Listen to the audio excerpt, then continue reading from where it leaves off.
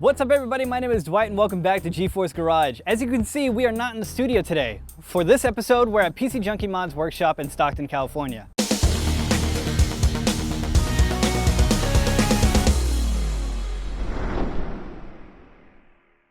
In the first two episodes of our scratch build series, we built a custom chassis in SketchUp, and then we used some basic metal fabrication techniques to build our chassis from scratch. For our next step, we needed a place with better ventilation and where we could possibly spill multiple gallons of water.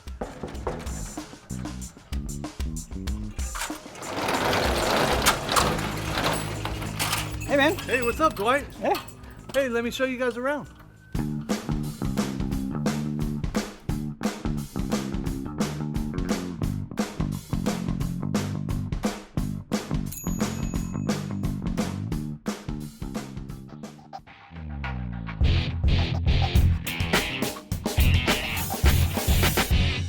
Today we're going to be learning about hydro dipping, and for that I brought along my friend Bob from BSMods.com. So Bob, why don't you explain to us what hydro dipping is? It's a process where you take a film that has a pattern on it and you lay it in some water, and then you dip a part into that film once that film has been activated and liquefied. It's also known as water transfer printing, hydrographics, used a lot in the automotive industry. So when you see like dashboards that are wood grain, or even ATVs if they have like a camouflage pattern, that's all done with water transfer printing. Cool. So I assume this is all we need to get going? Yeah, this is a DIY kit that we've bought. Obviously we need a container that's going to be a good size for the parts that we're dipping, and then we need heated water. So what we have is some aquarium heaters to bring the water up to temperature, but you know, you can use other methods. These are the panels from the last episode. This is for the scratch case, and these are already prepped. They've been primed and painted and also scuffed up, so they're ready to go. But it's probably a good idea that we practice with something a little bit smaller, just because you want to familiarize yourself with the film and the whole process that's involved. Okay. Then these are going to be our test parts that we're using, and these are just some plastic eggs that I've already prepped. These have been primed and painted with the base coat. So we'll need some tape, we'll need some gloves to keep our hands from getting the film on there. Then we start off by priming. So we use an etching primer and that comes in the kit. Okay. And then we also have a base coat. Now in this case, we're gonna go with a blue base coat because we're going with a blue carbon fiber look. Now we have a carbon fiber, this is a black and gray carbon fiber film. So how do you know which way the film goes? Is there two sides to it? Yeah, there is two sides. There's one side that's shiny and one that's a little bit less glossy. The best way to test is just to get your finger and your thumb wet, grab onto the film and just wait 5 seconds or so. And the side that the film sticks to is the side that goes down. All right. See how it's stuck to my thumb? So right. It starts to activate the film, and so you can see. I can see it coming apart, yeah. So yeah, that's how you know. So we would then set this film sticky side down. Sticky side down, yep. And then we have the activator that will go on top of that film once we set that film on top of the water. All right. That activates that and liquefies it. And then once everything's all clean and dry and done, we come in with the high gloss clear. Okay. So what's the first step? First step is to make sure that our water is to the correct temperature. And for this particular film, based on the instruction sheet that came with it, we want to be at 90 to 95 degrees. So we want to check it, and we are at 95 on our digital scale. And if we back that up with our little fish here, we are also at 95. So we are right at the high end of the scale for what we need to be, so that's perfect. So now we got to cut our film.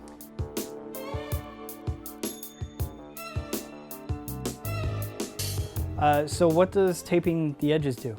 It helps to retain the shape of the film so that when you lay it in there, it doesn't start stretching out too much. Okay.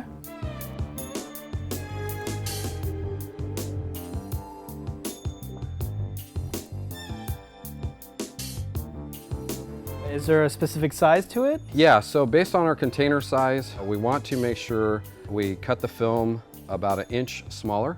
Otherwise, when it's activated, it will stretch. And so if you have a very large container and a small piece of film, it's just going to keep stretching and growing, and it'll distort the pattern. So it will stretch a little. So we're going to just cut some little notches in the corner, but we don't want it to go too far. Okay, so we have our film prepped. What we want to do now is lift it up corner to corner, get any wrinkles out of it. Nice and flat when we lay it in, so any wrinkles will mess us up. So we will dip it right on top of the water and just let go of these ends really slowly, and so it will just fall into place. Okay. And after the film is in, we just take our object that we want to dip in. Yeah, but you don't want to just use your hands like that. That's where these latex gloves will come in. But since these are a surface where there's no handle or anything where we can hang on to because the whole surface is going to get dipped, this is where our pieces of wood and a piece of tape come in. So we've just stuck these on there. So now we have like a handle. That way we can just not even really have to use gloves at this point, and we can just use these to dip these in and roll it out and then bring it back out. Okay. So now before we dip these, the base coat paint has to be scuffed, which we've already done. Okay. So they're clean and they're actually ready to dip. So how do you scuff them and why do you do that? The kit actually comes with a little bit of Scotch-Brite. It's just to rough them up a little bit so that the surface is abraded and the film will stick really good. Okay, cool. Yeah, easy. All right, let's dip them. All right, let's do it. Okay, so we're ready to place the film in the water. So what we need to do now is, as soon as we set it down and get it flat in the water, we want to wait 60 seconds. So we need to time it. So if you want to use your phone, we can time it. Okay. And once that 60 seconds goes by, that's when we hit it with the activator. So we are ready to place our film in the water. So this is critical that we don't let the edge dive under the water, because you don't want the water up on this side of the film. So very carefully, slowly, we're going to lay it in. Then we can look for any wrinkles or air bubbles or anything. Sometimes you can just blow on it. Okay, now start the timer. Okay. We want to wait 60 seconds. Get our activator ready, and we have our parts ready. You'll start to see it change in the appearance, and if you see any air bubbles, they'll just look like a little pocket right under the surface, but it's looking good. So I'm going to spray the activator across it, and then come back across this way. Okay. And wait 15 seconds, and at some point you will see this thing start to move. We'll grab our parts. Okay. We'll be ready to go. All right. Okay, you ready? Okay, there we go. Keep the can back about 8 to 10 inches.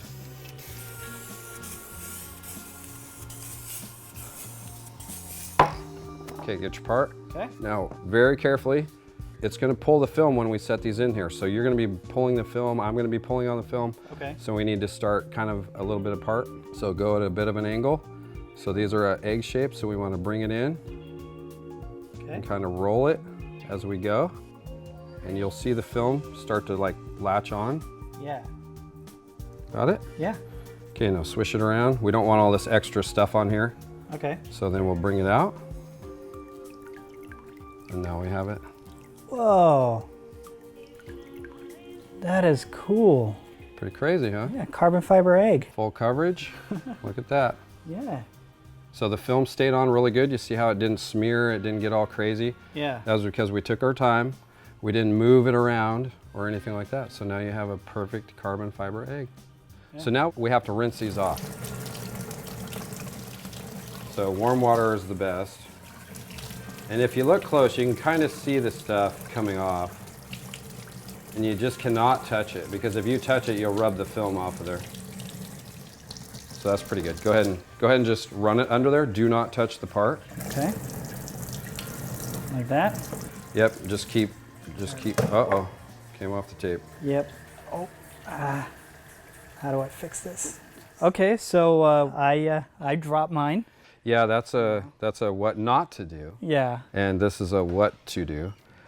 They've now dried just a little bit after rinsing them, and you can see that it's a fairly dull finish on here. I got a little wet spot on top that's just from water still.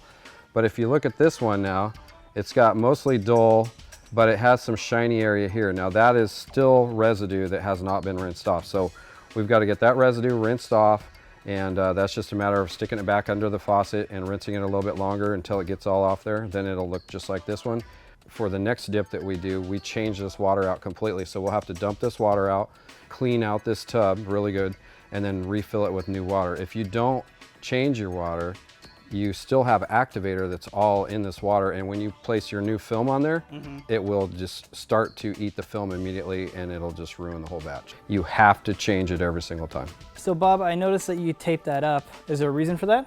Yes, because of the shape of the part, it's got a sharp bend right here, And when we flip this over and we go to put it in the water, when that film starts to lay on here, at some point, it's going to be difficult to get this at the right angle into the water and then make that pattern continue up this side and then come around here and up and over. It's going to want to stretch the film, and we're going to distort it, and so we'll lose our shape and our pattern. And so what we'll have right here is inside this crease, we'll have what we would call a marriage line.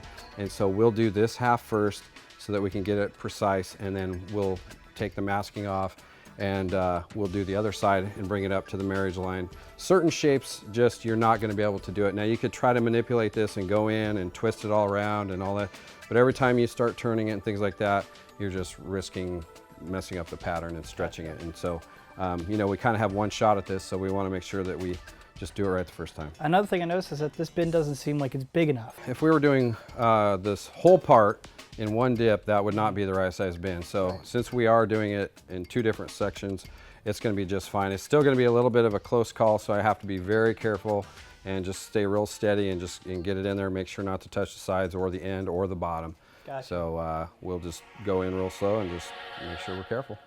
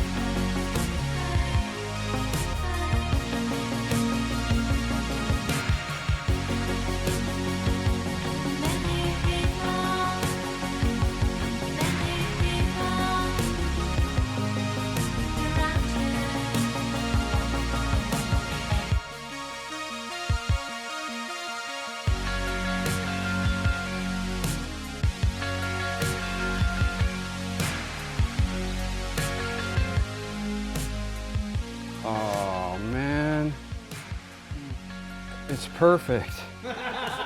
Whole thing.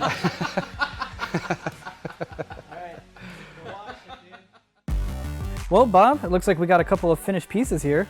Yeah? Yeah, you made that look a lot easier than I thought it was going to be. Yeah, not too bad. For a big awkward piece like this where we had to do two different dips and end up with a marriage line, it actually came out pretty nice, as well as the other pieces. So made everything so it's going to match, and so that when this is all put together, all the patterns run in the same direction. And then I did manage to get this little test piece here clear coated, so I've got 3 coats of clear on this.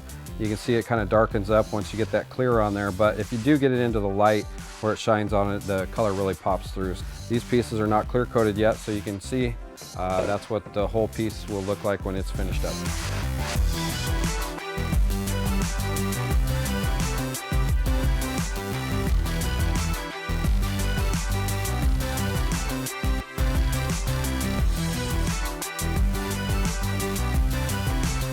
Well, that's very cool. Thank you again, Bob, thank you. for coming out. Thanks again. And thanks, Lee, for letting us use your shop, but can't do this project without it. So if you guys want to see the next part in our scratch build series, which is going to be metal finishing with the other half of BS Mods, Rod Rosenberg, then be sure to subscribe to the channel. Until then, we'll see you for the next one.